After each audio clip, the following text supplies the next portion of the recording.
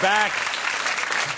Ladies and gentlemen, for over 20 years, my next guest has been the lead singer and lyricist for the Red Hot Chili Peppers. He's just released this book about his life called Scar Tissue. Please welcome Anthony Kiedis.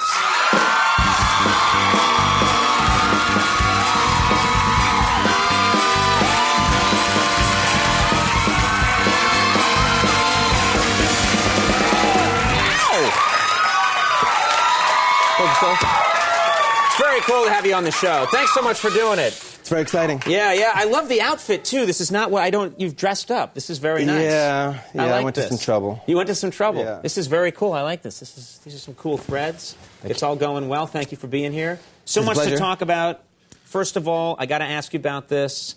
It's something that the music, of course, is amazing, but you guys are also very well known for your theatrics, the Chili Peppers. The business of going on stage completely naked except for a sock. Each of you wearing a strategically placed sock. When did you do that on stage for the first time? Do you want to talk about the sock? I want to talk about the sock. I am obsessed with the sock. Yeah, it's actually an ancient Irish tradition. Something that we studied in school and thought we might execute it on stage. An ancient Irish tradition. I am 100% Irish. The thought of just putting a sock on and running around would never occur to me. No. Actually, we were playing a strip club in the early 80s on Santa Monica Boulevard in Hollywood, California. And we thought, if they're going to be naked, we should be naked. And they had pasties, so we went with the sock. So you went with the sock, and then you played a show with the sock. But what's interesting is that if there's ever a guest musician who plays with you, a famous musician wants to sit in with the Chili Peppers, and you guys go with the sock, that musician also has to do it. Is that right? That's the rule. If I wanted to jam with you guys on flugelhorn or something, I would have to be naked except for a sock as well. That is the tradition, yes. Do people, they go with it, though, do they? John Lurie did it. Oh, that's cool. In New Orleans, you know John? Sure. Yes, and our good friend Tree did it and actually had a little trouble and nearly got himself arrested in Wisconsin. What happened? The sock. Oh, the sock came off. I love how you have a hand signal. You've done the sock so many times. You're such an expert. There's a hand signal for the sock has fallen. Yeah, the sock gesticulation. Wow. Well, let's not go there.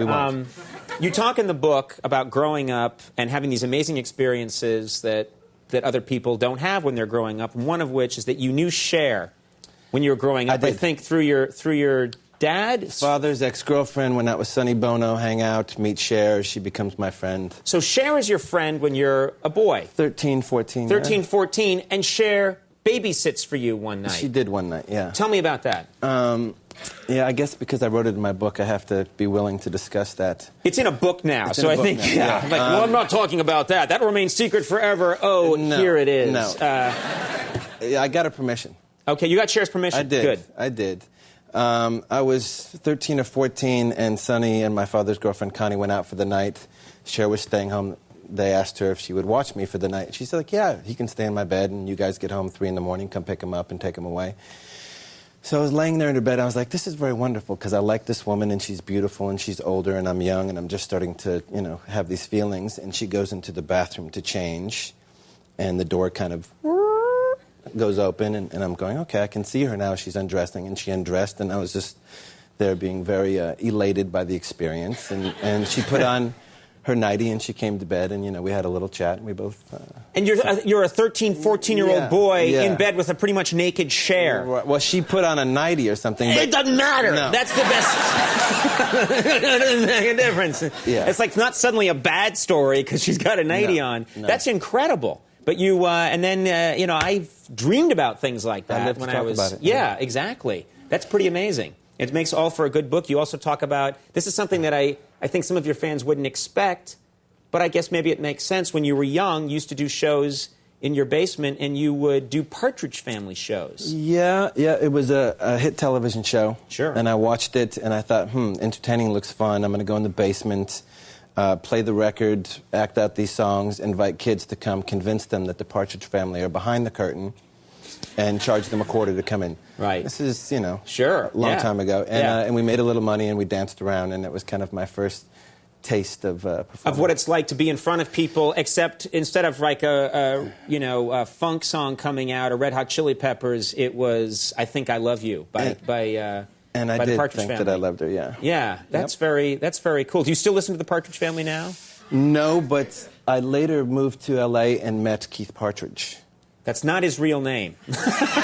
I hope you didn't say, hey, Keith Partridge. Because he's probably like, that's not my name, man. No, Mr. Cassidy. Hey, Mr. Cassidy. Yeah. That's better. Yeah. All right. I read, I don't know if this is true, that when you're, and this is something that you do now for health reasons, or that you can get something called ozone injections. What's an ozone injection, and how can I get one? I don't think you want one. Okay. It's gnarly. It's illegal in this particular country. It's illegal? Yeah. Okay. Yeah. What is it? I don't even know what an ozone is. I know what ozone is. Lack of ozone, you must wear sunscreen. Yeah, it's a gas. It's kind of like oxygen, but it's one molecule different. And if you like, you can inject it into your bloodstream, and it sort of gets rid of virus or bacteria or fungus in the same way that you can put it into your pool, and you don't have to use chlorine.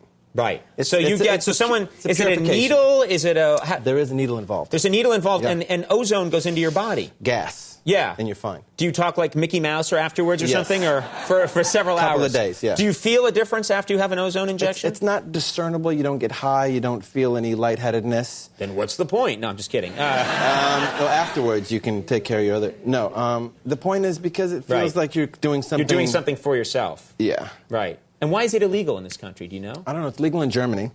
Let's go. Yeah, let's go. Scar Tissue, the book, has got a lot of fascinating stories in it, and you've led a fascinating life, and you're still a young man. I have something for you. If I may be so... Sure. What is this? My girlfriend last night, as we were falling asleep, drew that for you. Oh. Yep. A shot of this right here.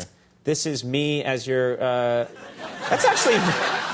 That's very good, actually. Yeah. She's captured my fat Irish head. And I like that I have a horn coming out of the front of my head. Well, it is, what is it called? The unicorn? That's the unicorn. That's that's a fabled creature that roams... She just knocked that out as she was going to sleep. May I keep that? That's very nice. Of course you may, well, thank her for me. Scar Tissue is in stores now, and this was great having you on the show. Please come back. Yeah, nice to meet you. Yeah, nice to meet you. Anthony Kiedis. We'll take a break when we come back. Rilo Kiley's here. Stick around.